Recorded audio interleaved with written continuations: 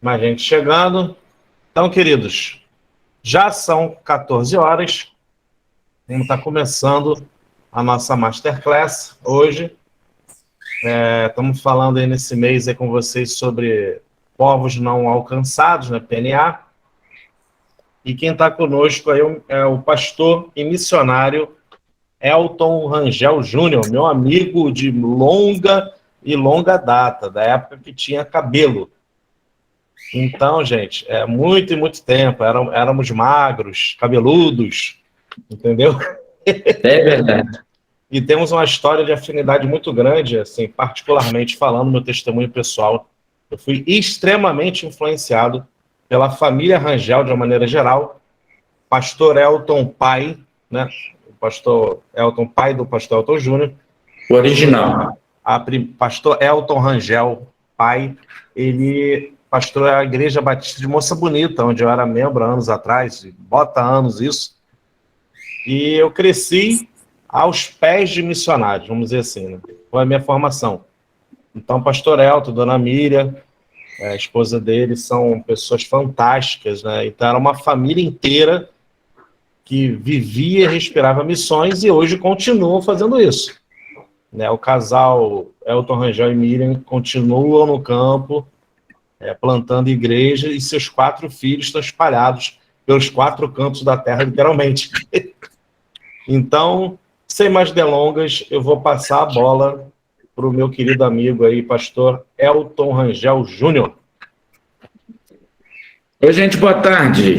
Na paz, Júnior, deixa eu só passar um recado aqui final.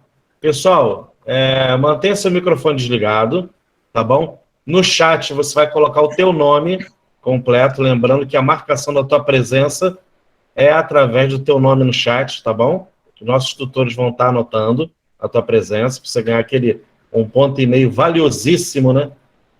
Na disciplina. Então, mantenha o microfone desligado, a menos que a gente abra para perguntas depois, aí você vai ter a sua oportunidade. Amém, queridos? Vai, Júnior, tá contigo. Então, gente, boa tarde. É um prazer grande estar aqui com vocês nessa tarde. Para vocês é o comecinho da tarde, para mim já está no final da tarde. Aqui são 6 horas. Então, essa noite mudou o horário aqui, que era o horário... antes estava 3 horas de diferença do Brasil, agora está 4. Então, para mim é um prazer muito grande estar aqui com vocês. Eu agradeço a Deus pela vida do Marcelo, que é uma bênção também na minha vida. E realmente, como ele falou, nos conhecemos há pelo menos uns 30 quilos atrás. É mais ou menos isso. Faz uns 30 quilos atrás que a gente se conhece, né, Marcelo? Por aí. Pula essa parte. Bom, mas eu sou, como disse Marcelo, sou filho de missionários. Meu pai e minha mãe só não estão aqui, Marcelo, agora, porque eles chegaram hoje em Curitiba. Então, Estão no Brasil? Chegaram ontem em Curitiba. Então, eles retornaram ao Brasil e agora vão ficar no Brasil por uns meses, depois vão para os Estados Unidos, onde vão ficar lá com a minha irmã. Bom, mas vamos lá. Meus pais foram missionários da Junta de Missões Mundiais durante 45 anos. Eu, quando fui para o campo missionário, eu tinha apenas 8 meses de idade, 8 meses de vida, quando eu saí do Brasil e fui para o Paraguai com os meus pais. E depois, quando eu tinha 3 anos, fomos para os Açores, as ilhas de Portugal. Depois nós fomos para a cidade de Braga, também, em Portugal. E aos 16 anos voltei para o Brasil, foi quando conheci o Marcelo. Isso faz mais ou menos uns 5 anos atrás. Tem uns 5 anos. Isso foi em 1991. Foi quando conheci o Marcelo. Depois eu entrei no seminário, me casei com a Kellen. Então, hoje eu tenho 25 anos de casado. Nós temos 2 filhos, a Elise, que tem 21 anos, e o Natan, que tem 18 anos. Eles estão no Brasil estudando, estão em Maringá, estudando na Unicesumar, a faculdade. Minha filha está fazendo veterinária e o meu filho está fazendo arquitetura. Eles gostam muito também de missões, meus filhos, e a minha filha falou que quer usar a profissão dela no campo missionário. Eu só pedi a Elise para quando for usar a veterinária no campo missionário, não evangelizar os cachorros e gatos, né? Para ela evangelizar os donos dos cachorros e dos gatos. Então, acho que vai ser melhor. Eu tenho o meu irmão mais velho, é pastor em Sevilha, na Espanha. A minha irmã é missionária, é ministra de música em Texas, lá em Dallas, nos Estados Unidos. O meu outro irmão é missionário da Junta de Missões Mundiais em Moçambique, na África. E eu hoje estou em Portugal, numa cidadezinha chamada Mangualde, uma cidade pequena com 22 mil habitantes. Todo o concelho aqui da cidade, no Brasil seria o distrito, todo o distrito tem 22 mil habitantes, mas só tem uma igreja evangélica. Não estou falando de igreja batista, estou falando de igreja evangélica. Só tem uma igreja evangélica numa cidade de 22 mil habitantes, um distrito com 22 mil habitantes, e a nossa igreja tem 55 membros. Então, é muito trabalho que tem aqui em Portugal, muita coisa para fazer. Nós vivemos no campo missionário, depois eu e Kellen saímos do Brasil no ano 2009. No ano 2009, nós saímos do Brasil e fomos para Cabo Verde, no continente africano. E nós ficamos em Cabo Verde do início de 2010 até 2021, quando retornamos ao Brasil para um período de descanso, e eu não sabia que esse período de descanso ia me levar para a UTI, porque eu peguei Covid lá em Maringá, no Paraná, peguei Covid, quase bati as botas, e aí pronto, passamos lá, era para passar 2 meses no Brasil, passamos 5, a Kellen depois teve que fazer cirurgia também no Brasil, e quando chegamos em Portugal, foi em novembro, final de novembro do ano passado. Então, nós estamos aqui em Portugal faz 4 meses que chegamos, e já chegamos para assumir a Igreja Batista de Mangualde.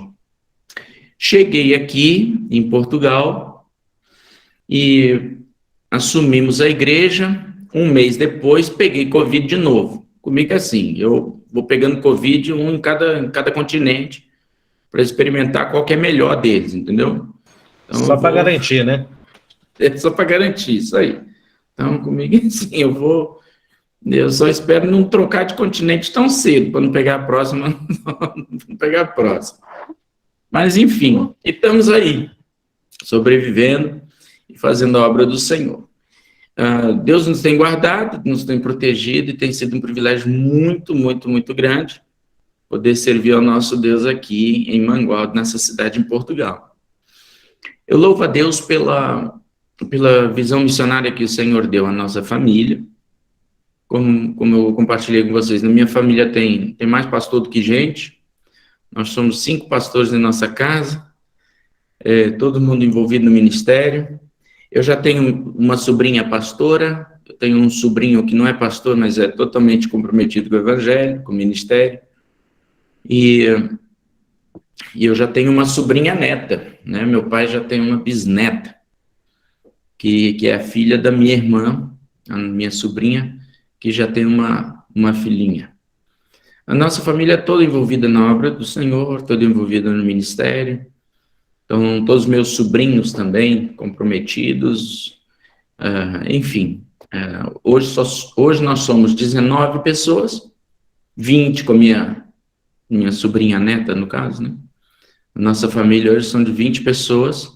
Eu agradeço a Deus porque somos todos mesmo envolvidos com o ministério.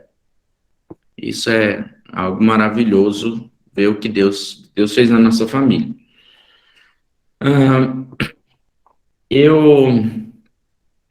Marcelo, não sei se vou respondendo as perguntas direto, perguntas que você me mandou, ou você quer fazer as perguntas, eu respondo, como é que faz? Bom, aqui tem uma sequência de perguntas, né, e que já tinha, os alunos mandaram aqui, eu lhe mandei previamente. Aham. A primeira são duas perguntas em uma, né? Como foi o choque cultural, o choque de cultura, e o que foi mais desafiador para você? Tá bom, vamos lá. Bom, depende do campo que a gente vai falar também agora, né? Eu vou falar mais de Cabo Verde, tá bom, gente? Onde eu passei 11 anos lá, em Cabo Verde. Posso falar um pouquinho aqui de Portugal também, mas vamos lá. O choque cultural sempre existe, sempre existe. Então, no choque cultural, você vai ter algumas questões físicas, como, por exemplo, em Cabo Verde. Quando eu cheguei, Cabo Verde é muito seco, muito seco. É um país, fica no meio do Oceano Atlântico, só que não chove. Então, chove ao redor. Quando arma aquela tempestade, aquele vento todo batendo porta, janela, etc., não chove na cidade, não chove na ilha, chove no mar. Então, para vocês terem ideia do que eu estou dizendo, a cada ano chove no máximo 10 dias. Então, chove 10 dias por ano em Cabo Verde. Então, é muito seco. Quando chegamos lá, eu sofri com algumas questões de perder sangue pelo nariz, isso não foi muito, mas eu tive também o meu pé, o meu calcanhar rachou tanto que abriu uma fresta no meu pé de mais ou menos uns 7 milímetros, uma fresta no meu pé, atrás no calcanhar, e sangrava, tá sangrando assim, 2 ou 3, enormes, e sangrava, e eu fiquei uns 3 dias sem andar. A questão de... Aqui em Portugal já foi a questão do frio. A gente saiu do Brasil, estava um calorão. E Cabo Verde, também um calor terrível. E aí chega... Ó, a Carmen tá compartilhando a gente aqui. Ô, Carmen, querida, você tem que desfazer isso aí que você fez. Eu acho que não, acho que você consegue desfazer. Deixa eu fazer aqui. Você consegue. Então, aí, quando chegamos aqui, o frio era muito forte, estava muito intenso. Então, saímos de Cabo Verde muito quente, do Brasil muito quente, e chegamos em Portugal, pegamos a temperatura de -2, né? Pegamos a temperatura de 2 negativo. Então, o negócio foi complicado. Questão de alimentação não interfere muito, não foi um problema, tanto em Cabo Verde quanto aqui.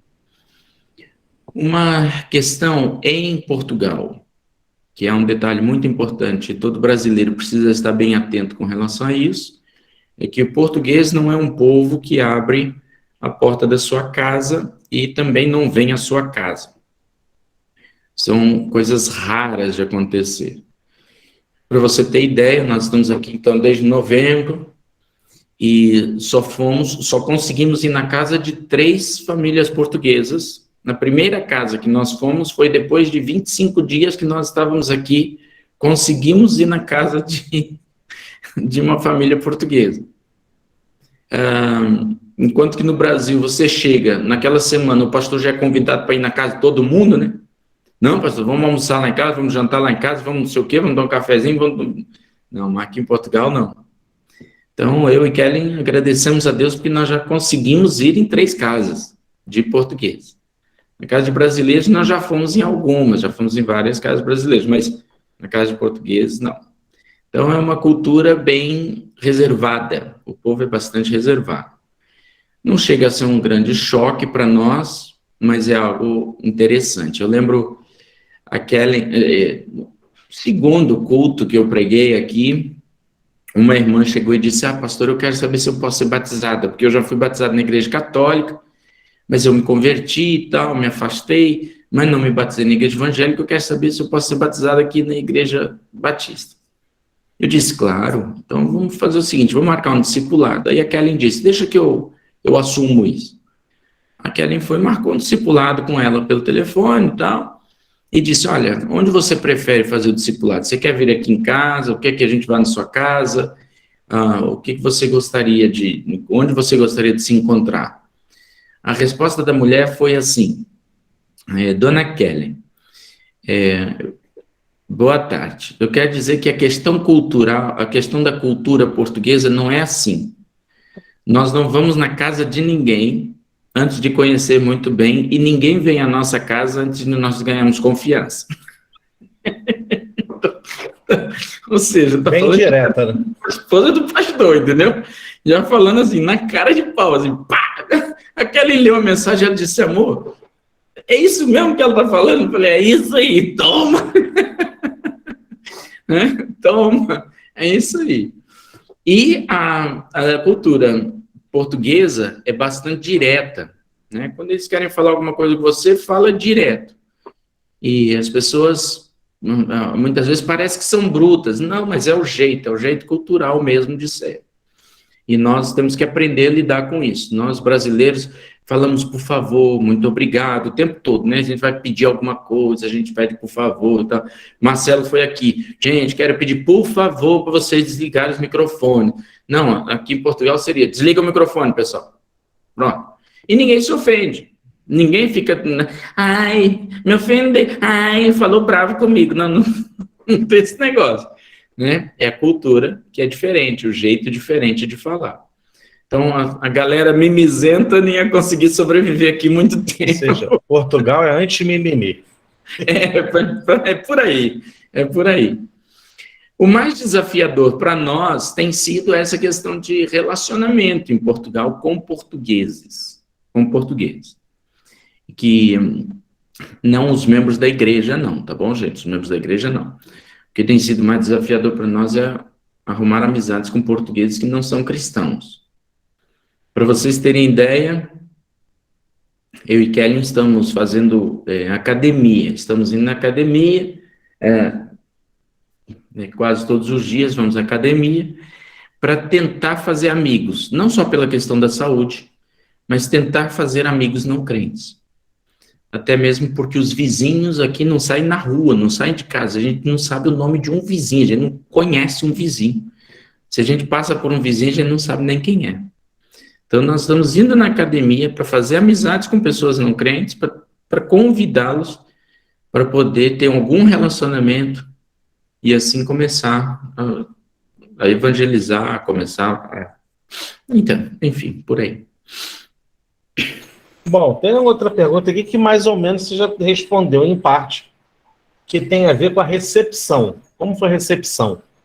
Então, você já falou mais ou menos de Portugal aí, né? Como o pessoal reage, mas como é que foi lá em Cabo Verde a recepção?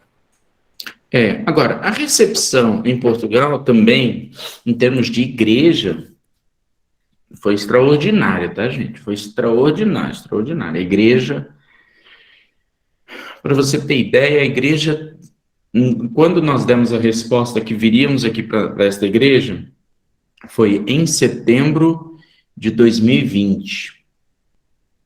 E nós só conseguimos chegar aqui em novembro de 2021. Ou seja, 1 ano e 2 meses depois. A igreja ficou nos esperando 1 ano e 2 meses depois. Então, só nisso a gente já vê o carinho e o desejo da igreja de estar conosco. Então, a igreja teve uma receptividade extraordinária, assim, algo maravilhoso. Com relação à receptividade do povo em Cabo Verde, o povo cabo-verdiano é um povo que olha para o estrangeiro como a solução dos seus problemas. Então, também nos receberam bem, mas é um povo que passa necessidades, algumas necessidades. Então, é um povo que acha que o estrangeiro vai para lá para ficar dando alguma coisa. Mas é um povo receptivo também ao evangelho em Cabo Verde. É um povo receptivo ao evangelho. Então, você pode compartilhar o evangelho, você pode falar da Bíblia, e eles dão muita atenção a isso. independentemente se é estrangeiro ou não. O link lá de Portugal. Aí, independentemente se é estrangeiro ou não, eles dão bastante atenção. Agora, com relação a Portugal, não, né? Portugal já é diferente. Você vem falar de Deus, se bem que nesta época de guerra e pandemia, o povo europeu, de forma geral, e o povo português agora especificamente, o povo começou a se dar conta de que é importante se voltar para Deus. Então, é muito difícil você ouvir alguém falar aqui, Deus te abençoe. Muito difícil. Mas nós, eu e Kellen, sempre falamos. Então, onde a gente vai, na loja, na padaria, onde for, nós vamos e quando agradecemos a pessoa por nos ter vendido alguma coisa e tal, nos ter servido, sempre falamos, Deus te abençoe. É interessante que algumas pessoas respondem amém, outras pessoas dizem, a ti também. Raras hoje são as pessoas que olham para a gente meio assim, estranho, né? Mas a receptividade do povo, de modo geral, não é ruim. Em Portugal não é ruim.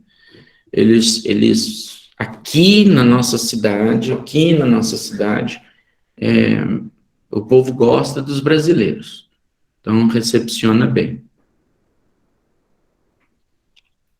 Muito bem. Passando aqui adiante, nós temos mais aqui. Tem gente que ainda não sabe como é que funciona a questão do missionário ir para o campo, sobre a questão de levantamento de recursos. Alguns acham para pagar viagem, mudança, alimentação e tudo mais. Como é que se dá a questão do levantamento de recursos para quem quer ir para o campo? Bom, primeiro você tem que saber com qual agência missionária você vai trabalhar. Dependendo da agência missionária, a agência te ajuda ou te indica para determinadas igrejas, porque a agenda já deve ter um leque de opções em termos de igrejas. Eu vou dizer no caso da Junta de Missões Mundiais, tá bom? Que é a junta que eu fiz parte durante o tempo que eu estive em Cabo Verde. Eu aqui agora, em Portugal, estou como missionário independente, como pastor da igreja local. Mas quando eu estava na Junta de Missões Mundiais, o nosso levantamento de recursos foi o seguinte, eu e Kellen fomos pregando nas igrejas onde a junta já tinha preparado um mobilizador para poder nos levar nas igrejas que estavam desejosas de receber missionários e adotar missionários. Para vocês terem ideia do que eu estou dizendo, eu e Kellen, em um mês, isso foi feito em um mês, nós fizemos, eu e Kellen pregamos em um mês em 60 igrejas. Em 60. É um tour. Foi. Então, foi uma coisa de doido. Teve domingo que eu preguei em 5 igrejas, isso foi no interior do Rio de Janeiro, no norte fluminense, ali na região de Campos, ali na região de Itaperuna. Então, aquela região de Campos para cima, eu fui em tudo que é canto. Vocês conhecem, alguns de vocês conhecem aquela região, né? Itaucara, Natividade, aquelas cidadezinhas todas ali, Cordeiro, mas fui em muito lugar. Então, nós fomos pregar na roça, eu fui pregar na roça, o culto era 1h da tarde, na roça. E os carros eram os cavalos que ficavam um do lado do outro, assim, ó. Então, era roça mesmo, era tão legal, o pessoal chegava de carroça, de cavalo, de burro. E quando você olhava para um lado, olhava para o outro, não via casa nenhuma, mas estava lá o tempo. E a gente ia lá, eu preguei lá, depois despedia do povo e todo mundo pegava o seu animal e ia de volta para casa. Então, eu e Kellen fomos pregar em várias igrejas. Mas isso por quê? Porque a nossa junta nos apresentou a essas igrejas. Se você vai como independente, então você precisa conhecer pessoas que tenham acesso a igrejas diferentes para que você possa levantar recursos. Minha sugestão é que você nunca nunca esteja ligado a apenas uma igreja local. Se você estiver como independente, não fique ligado a apenas uma igreja local. E outra sugestão que eu quero lhe dar é: não rejeite nenhum tipo de ajuda. Então, se um empresário disser para você: não, eu quero te adotar, também quero te ajudar, receba a ajuda desse empresário. Claro, gente, lógico, se for alguma empresa indevida ou pessoas indevidas, né, aí não vou, aí não. Igual um desses canais de televisão de uma igreja que vocês devem conhecer aí bem, né, a pessoa dizendo: não, porque eu ajudei a construir o templo de Salvador, lá em São Paulo, não sei o quê. Aí, o que você faz? Eu sou garota de programa. Entregou o dízimo do garota de programa para a construção do não sei o quê. Então, isso é complicado, né? Isso é muito complicado. Mas, se você receba ajuda, se tiver condições de receber ajuda de todo mundo que você conseguir. E mantenha contato com essas igrejas o tempo todo. Com essas pessoas o tempo todo. Bom, prosseguindo aqui, eu vou juntar aqui duas questões em uma, e está aqui. Em algum momento, você já teve vontade de desistir e você passou por algum momento de grande perigo? Ok. Eu vou responder primeiro a segunda pergunta. Quando eu estava em Cabo Verde, eu passei, sim, um momento de grande perigo. Eu fui assaltado em Cabo Verde e fui esfaqueado. Então, vieram dois rapazes para me assaltar, e eles não vieram só para assaltar, mas ali nós entendemos como tendo sido uma batalha espiritual mesmo, uma ação do maligno mesmo, tentando destruir a minha vida. E nessa situação, eu caí no chão e os dois vieram por cima de mim com facas e me esfaqueando mesmo. E eles batiam com as facas no meu peito, na minha barriga, no meu rosto, e não entravam. Teve só um momento que a faca entrou na minha mão, que ficou aqui marcada aqui, e também na minha coxa esquerda. Foi quando eles conseguiram fazer com que a faca entrasse.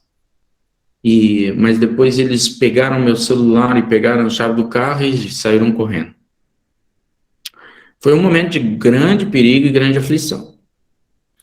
Mas o que é interessante é que naquele momento que eu estava ali, eu comecei a gritar e clamar por ajuda. E foi quando depois um amigo meu apareceu e a Kelly, então, mas aí os bandidos já tinham corrido também. E interessante que quando voltei ao Brasil para fazer promoção de missões, para apresentar relatórios às igrejas e tal, alguns irmãos, pelo menos 3 irmãos, nos disseram a mesma coisa. Pastor, nós soubemos que você foi esfaqueado e tal, confirma para mim que horas que era. Eu disse: era a hora tal. Os 3 disseram a mesma coisa, de igrejas diferentes. Pastor, essa hora eu estava ajoelhado orando por você.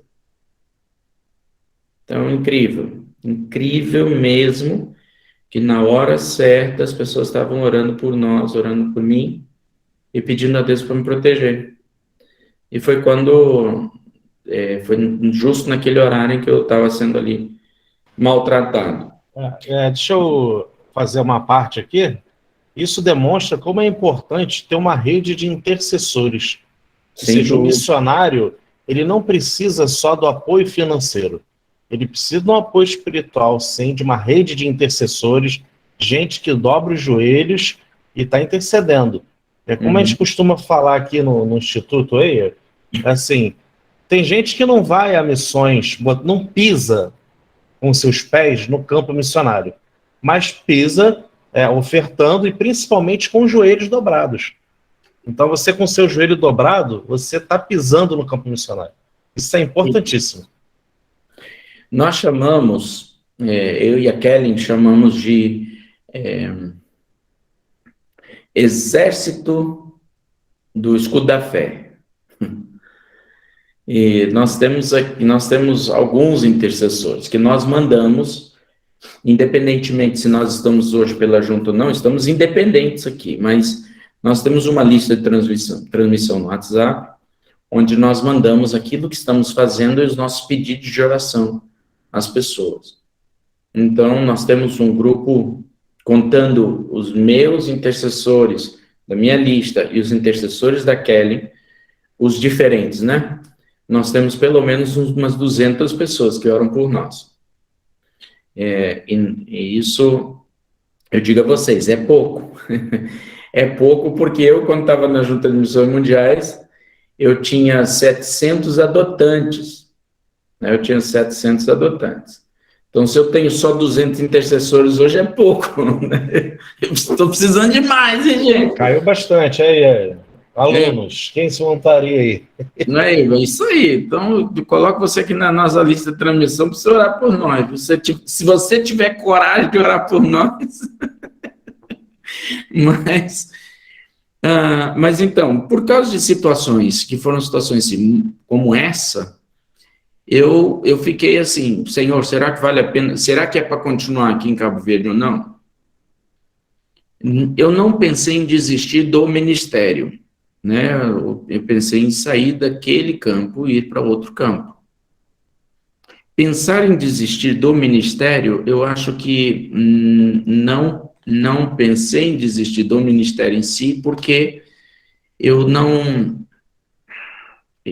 tenho plena convicção do chamado do Senhor para a minha vida em termos ministeriais. Eu me converti quando eu tinha 5 anos de idade. E é uma coisa extremamente importante você saber disso. Trabalho com crianças é muito, muito importante.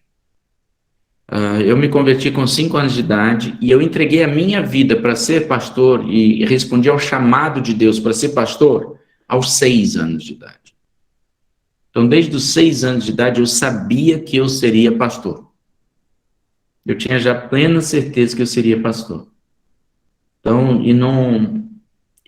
lógico, pensei em ser bombeiro, pastor, pensei em ser jogador de futebol, pastor, pensei em ser alguma coisa, mas eu sempre tinha certeza que eu seria pastor. A minha filha, Elise, teve também uma boa experiência missionária. Não sei se vocês ouviram falar do navio Logos Hope, que esteve no Rio de Janeiro, esteve também no Espírito Santo, um navio que é a maior livraria flutuante do mundo. Então, um navio Logos Hope do Ministério da OM. A minha filha foi voluntária nesse navio, foi missionária desse navio, passou lá 2 anos nesse navio, onde pôde morar nesse navio, e são 400 pessoas que moram no navio, de 67 nacionalidades diferentes. Então, minha filha teve uma gama de amigos do mundo inteiro, que ela conhece, e foi uma experiência, sem dúvida, muito marcante. Agora o navio está aqui na Europa, está chegando na Espanha, na Ilha de Las Palmas, e vai ficar por aqui na Europa alguns meses. Né? Então, são experiências assim que Deus nos dá. Mas eu pensei, eu mudei de assunto aqui para ir para minha filha, né? Mas, porque eu tinha esquecido de falar sobre isso antes, mas pensar em desistir do ministério em si, não. Eu pensei em talvez mudar de campo. Ok. Então, vamos lá. Mais umas perguntinhas aqui. Mais 2 aqui, né? Como tem sido a pregação do evangelho nesse momento que estamos vivendo de pandemia? Aqui a situação já melhorou um pouco. Então, hoje nós conseguimos já, como eu falei para vocês, já conseguimos ir na academia, restaurante, já conseguimos sair às ruas, etc. Não tem mais grande problema. Mas nós temos as nossas algumas atividades online, os cultos online, e fazemos algumas atividades extras nas ruas. Porém, nós tivemos, agora em março, eu esqueci a data, desculpa, foi no início de março, nós tivemos Não, no dia de carnaval, terça-feira de carnaval, foi dia 1 de março, não foi? Acho que foi terça-feira de carnaval. Então, nós tivemos o Kids Games. Não sei quantos conhecem o Kids Games. É uma atividade que é feita com crianças, são jogos que nós fazemos numa quadra, num campo, e cada jogo, então a quadra é dividida em 4 ou 5 jogos, cada jogo você ensina uma parte de um versículo da Bíblia, você ensina o jogo e ensina os princípios de vida naquele jogo. Então, foi uma atividade que nós fizemos na rua, tivemos crianças da igreja, a maioria da igreja, mas tivemos crianças também que não eram da igreja participando conosco. E algumas famílias, né, dessas crianças também participando conosco. É a oportunidade de pregar o evangelho para as crianças e estar junto com os pais também, falando de Jesus a esses pais. Então, o evangelho tem sido feito dessa forma. Nós entregamos, também a nossa igreja tem aquele... Esqueci o nome. Marcador de livro? Isso, marcador de livros. Esqueci o nome do Brasil, desculpa aí. Então, tem um marcador de livros, e nesse marcador de livros atrás tem textos bíblicos, etc. Então, a gente também distribui, a gente entrega para as pessoas onde vai, a gente vai num restaurante, quem serve a gente entrega o marcador de livros, e a pessoa algumas vezes liga, manda mensagem agradecendo, a gente retorna e vai falando de Jesus assim devagarzinho.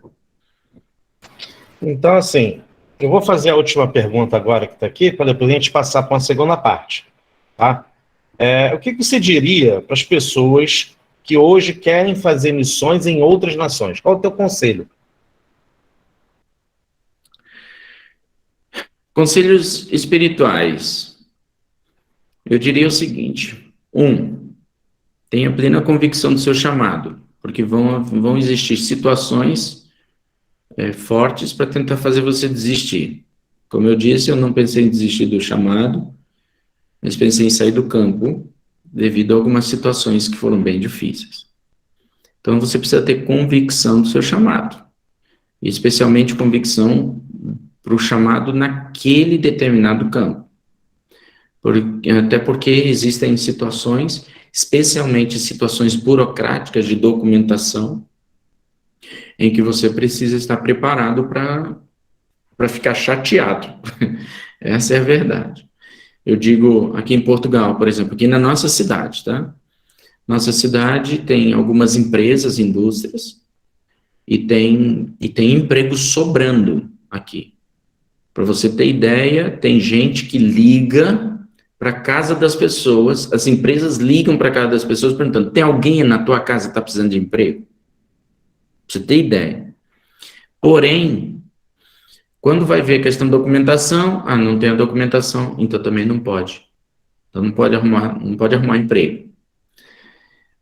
Então esteja, assim, plenamente convicto da questão do teu chamado para determinado campo missionário. Segundo, quando você chegar no campo missionário, a minha primeira sugestão é que você tenha um tempo de oração e jejum e leve isso muito a sério.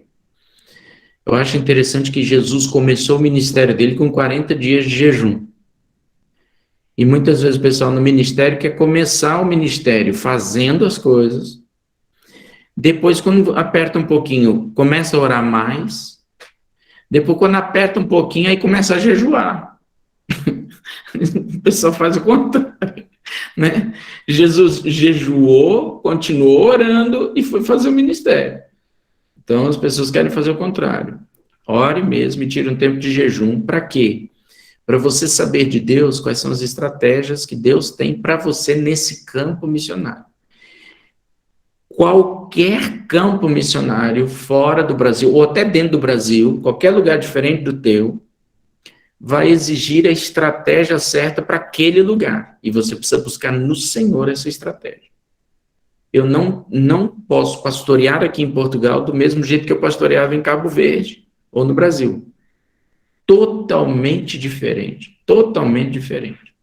E se eu for pastorear no sul, lá em Maringá, no Paraná, por exemplo, onde meus filhos estão, também é muito diferente do jeito de pastorear no Rio de Janeiro. Agora, alguns conselhos práticos.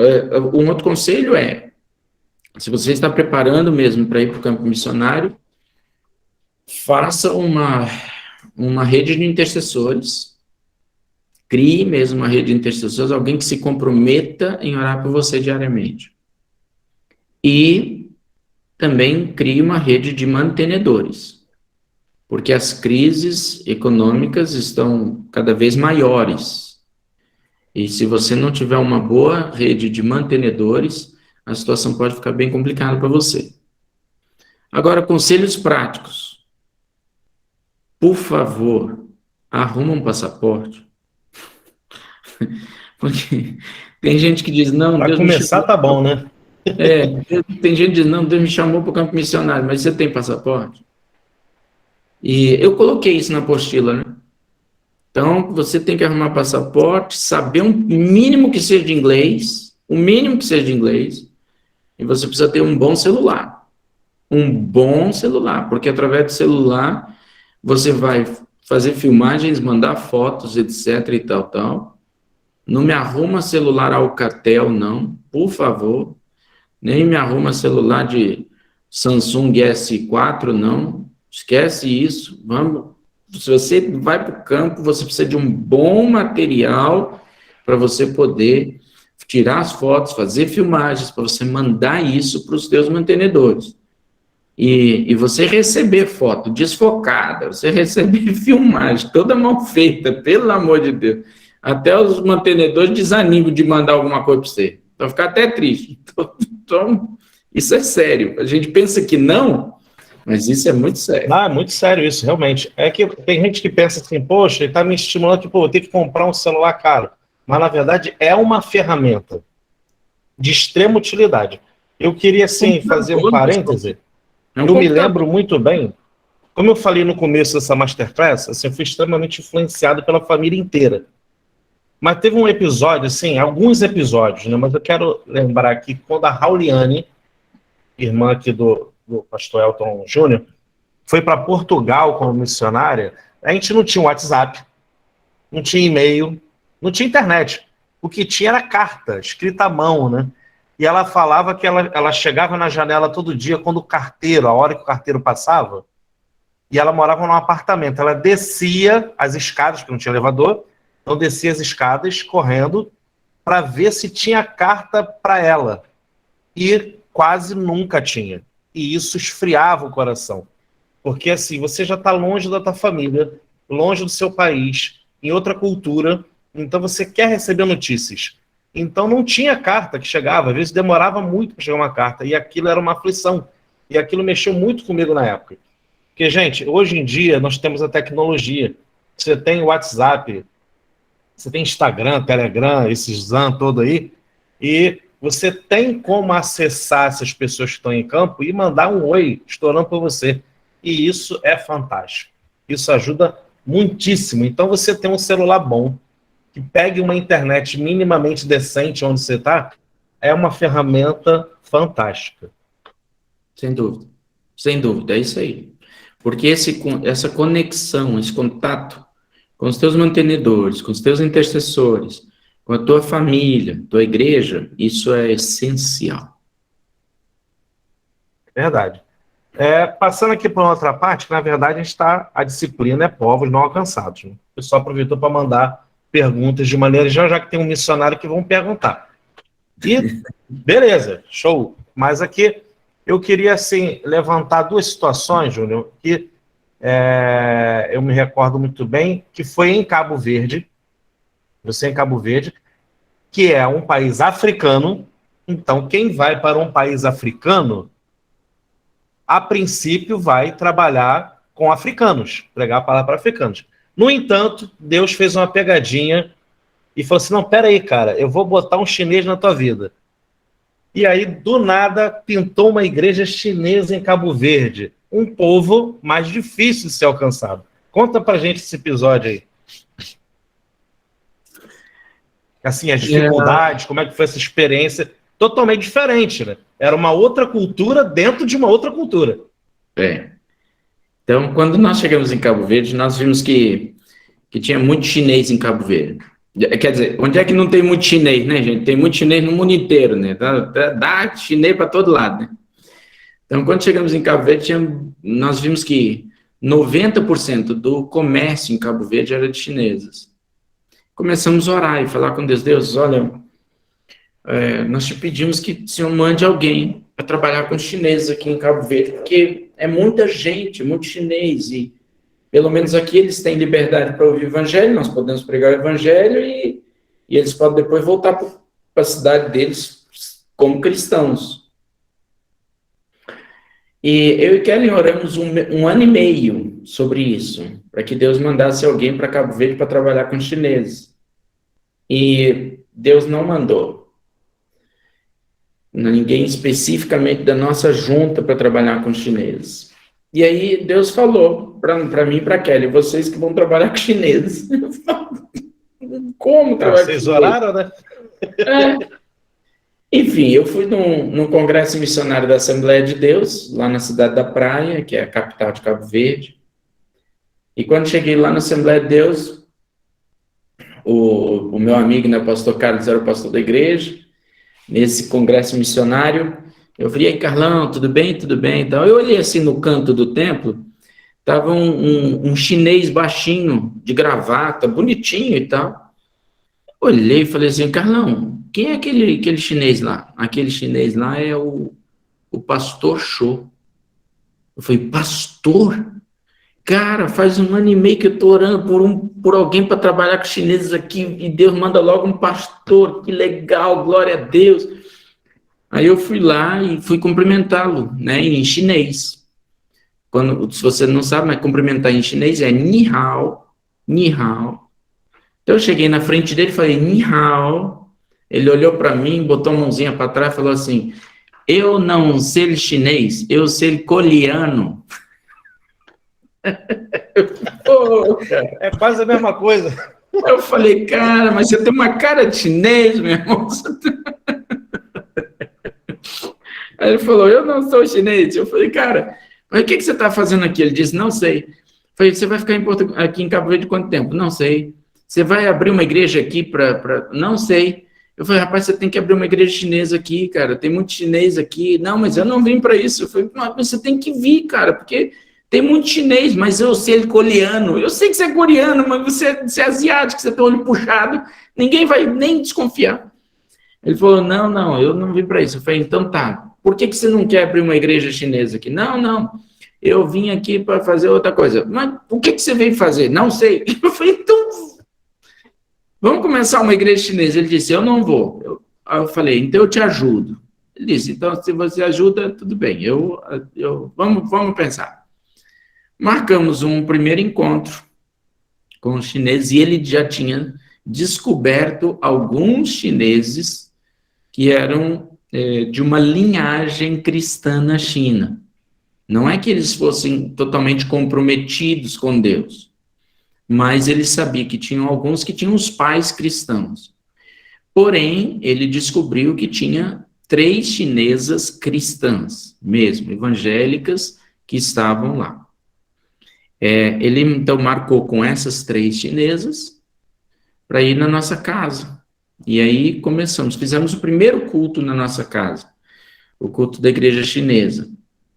E foi interessante, porque tinha 3 chinesas, e as chinesas, quando eu queria falar com elas, eu falava em crioulo, porque eu não falo mandarim.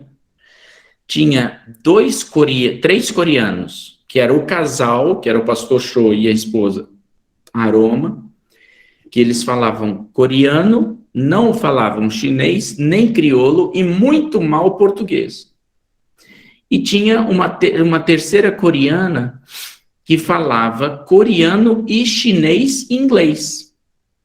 Não falava nem português nem crioulo. E eu e a minha esposa brasileira. Então você imagina a bagunça que foi esse primeiro culto. Uma bagunça de línguas, né? Muitas línguas estranhas foram faladas naquele dia. Quando eu queria falar com a coreana, que era a tradutora, Aí eu falava com ela em inglês. Quando eu queria falar com o pastor Cho, eu falava em português. Quando eu queria falar com as chinesas, eu falava em crioulo. Então você já viu a bagunça que foi. Teve uma hora lá no culto que o pastor Cho foi dar o testemunho dele em coreano. E a coreana foi traduzir de coreano para o chinês. Foi mais ou menos assim. Mais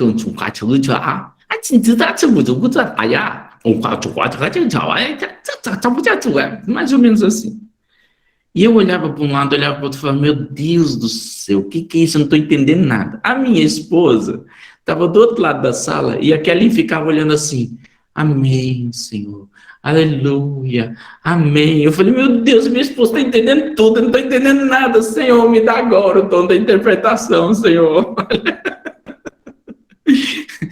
Gente, só sei que algo extraordinário aconteceu. Naquele primeiro culto, nós terminamos o culto cantando aquele hino, Santo, Santo, Santo, Deus Onipotente, cantando cada um no seu idioma, em português, em coreano e em chinês.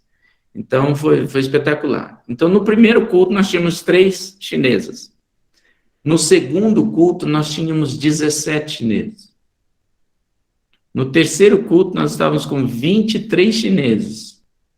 E aí, já não cabia na sala da minha casa mais. Aí, no quarto culto, nós fomos para a casa do pastor Cho, que era maior a sala, e onde nós começamos a reunir 40 chineses. E depois nos mudamos para a Igreja Restauração Familiar, que é uma linha da Assembleia de Deus no Brasil. E aí começou a ajudar o pastor da Igreja Restauração Familiar, da Assembleia de Deus. Então, vocês prestem atenção. Eu, pastor batista brasileiro. O pastor Cho, presbiteriano coreano. E o pastor Felipe, Assembleia de Deus brasileiro. Então, é só Deus mesmo que faz 3 denominações totalmente diferentes trabalharem por um povo totalmente diferente em um país totalmente diferente. Deus é incrível, né? Isso Eu costumo dizer que Deus não é denominacional, né? Deus no campo não é. missionário, principalmente. Até Claro, quem pensa em ir para o campo missionário e quer ter barreiras denominacionais, não vá. Não. Fique em casa. No campo missionário funciona da seguinte forma, pessoal. Nós, no campo missionário, aprendemos uma coisa bem simples. É uma regra de ouro no campo missionário. Ou no campo missionário você se une às outras igrejas, ou morre. Como o pessoal não tem pressa para morrer, então é melhor unir, né? Então, para fazer o trabalho. E hoje tem a Igreja Chinesa da Praia.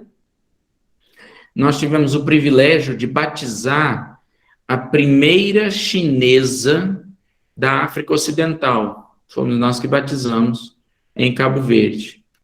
E assim, tivemos o privilégio de batizar 6 chineses. E o trabalho... Uma Síria aqui, coisa doida. Então, nós tivemos o privilégio de batizar 6 chineses e o trabalho cresceu. Hoje, a igreja chinesa continua se reunindo, a igreja está completando 10 anos, completou agora, em fevereiro, 10 anos. Quem está cuidando dessa igreja é um pastor chinês, mas, por enquanto, ele está na China, então ele está fazendo dando apoio online. O codinome desse pastor chinês, codinome, porque a gente não pode falar o nome dele, que ele está sendo procurado pelo governo chinês. Mas o codinome desse pastor é Peter Pan, né, da terra do nunca, né?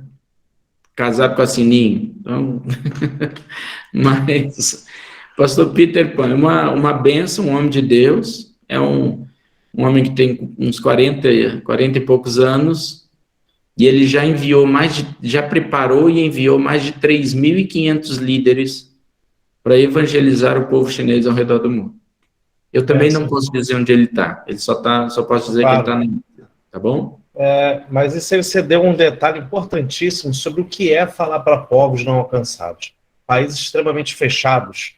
como a China, como a Coreia do Norte, ou seja, você tem que usar codinome, você é procurado, mas, como você falou, se você tem convicção do chamado, amém. Vamos lá. Uhum.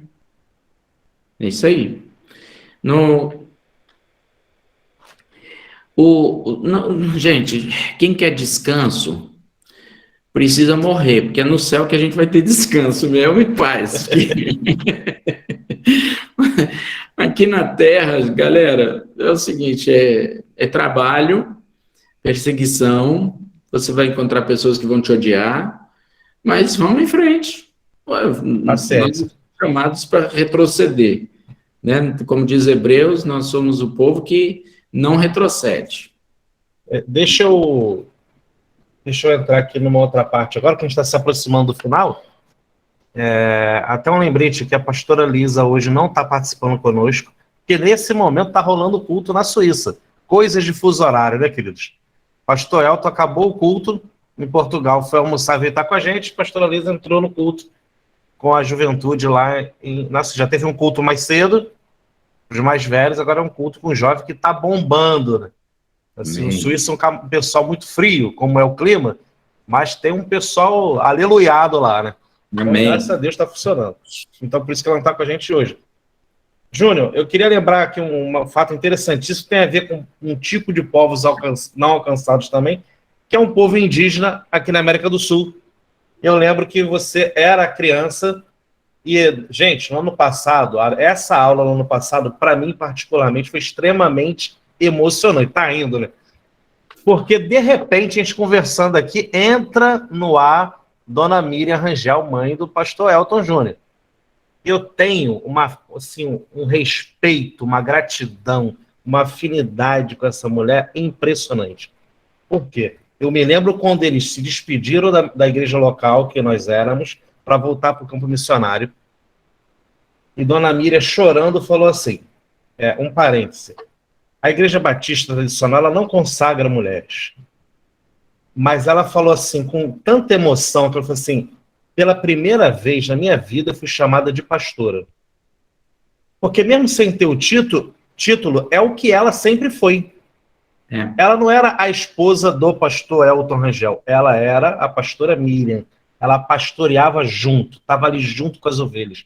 Tinha preocupação com os jovens e com os adolescentes, extremamente fascinante. Não tinha causa perdida para ela. Aquele jovem aborrecente, não existia isso para ela.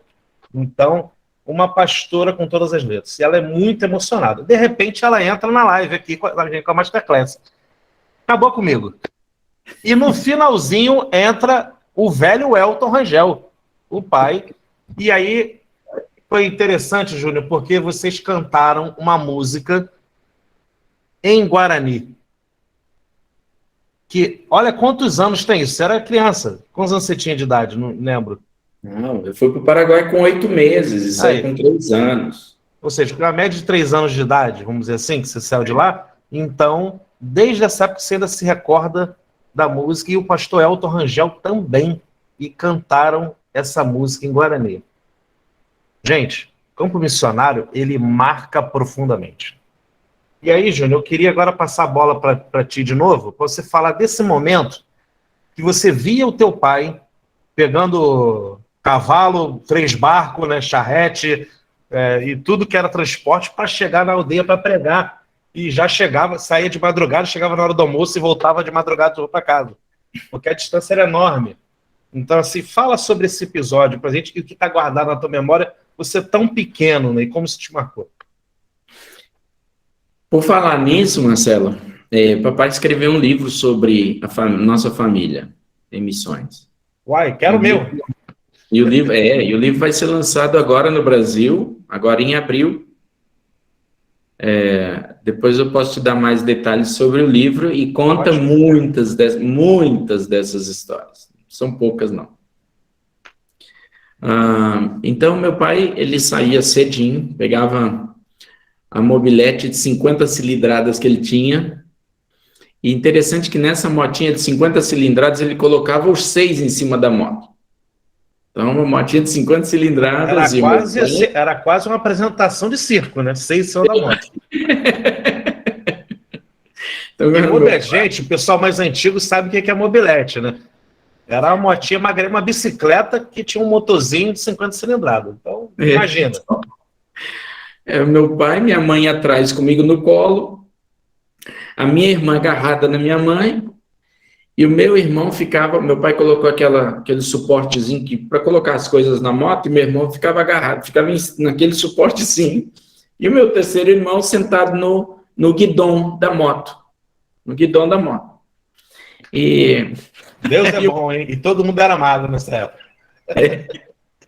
E o meu irmão ficava no guidão da moto e dizia: vamos, papai, vamos. Essa moto não anda? Vamos, papai, acelera, papai. 6 em cima da moto de 50 cilindradas, meu pai acelerando o máximo que podia. E a motinha lá, quase morrendo. Mas papai pegava a moto e eram 1h30 dentro da mata, onde tinha aquela trilhazinha, onde só passava realmente uma moto, assim. Era uma floresta, uma mata fechada. Então, papai passava com a moto lá. Chegava a um rio, parava ali, colocava a moto, já tinha 2 cavalos que vinham da aldeia lá do interior, o homem já tinha atravessado com o cavalo. Então, ele subia no cavalo, e o cavalo atravessava o rio, chegava lá do outro lado, era mais 1h30 em cima do cavalo. Quando chegava lá na aldeia, era uma clareira enorme, onde tinham várias casas ao redor da clareira. E uma dessas casas, eles se reuniram a primeira vez para poder pregar o evangelho ali naquele lugar. E foi muito bonito, porque cerca de 40 pessoas, os guaranis, acabaram se entregando a Cristo naquela primeira ocasião. Tinha sido avisado pelo rádio que o pastor evangélico iria lá naquela aldeia. Então as pessoas ficaram assim impressionadas, porque eles queriam saber o que era um pastor evangélico, quem que era, como é que era uma pessoa assim, o que era um pastor evangélico. Então a curiosidade levou essas pessoas a se reunirem naquela casa e ouvir o evangelho e entregar-se a Cristo.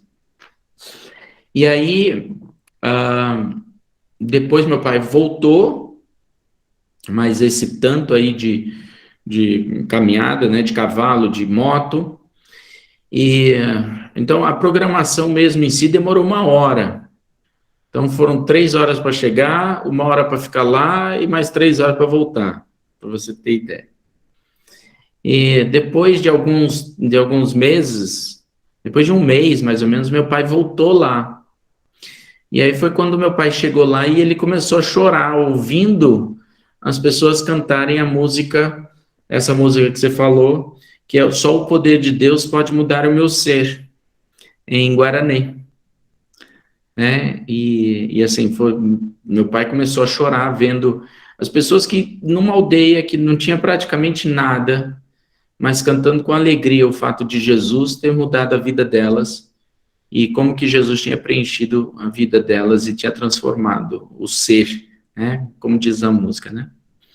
Então, é emocionante. Tem muitas histórias assim. E o livro vai ter essas histórias. Aproveite para comprar o livro que será lançado em abril, das histórias missionárias da família Rangel. Momento jabá. É isso aí, jabá! Então é isso, gente. Como termina essa masterclass aqui, é um tipo de aula assim, que me afeta muito, como eu falei assim, pelo nível de amizade, de comprometimento com essa família. Assim, infelizmente, papai e mamãe Rangel não puderam estar presentes hoje, mas seria... Eu vou falar uma coisa para vocês, queridos alunos. Se eles estivessem aqui, vocês iam ser extremamente impactados, mais do que ouvir o pastor Elton Júnior, mas só a presença deles em tela já ia passar um impacto para vocês sobrenatural. É algo de Deus, realmente. Então, mas vamos ver se a gente caça um dia para fazer isso aí, hein, Júnior? Vamos. Entendeu? Tá bom?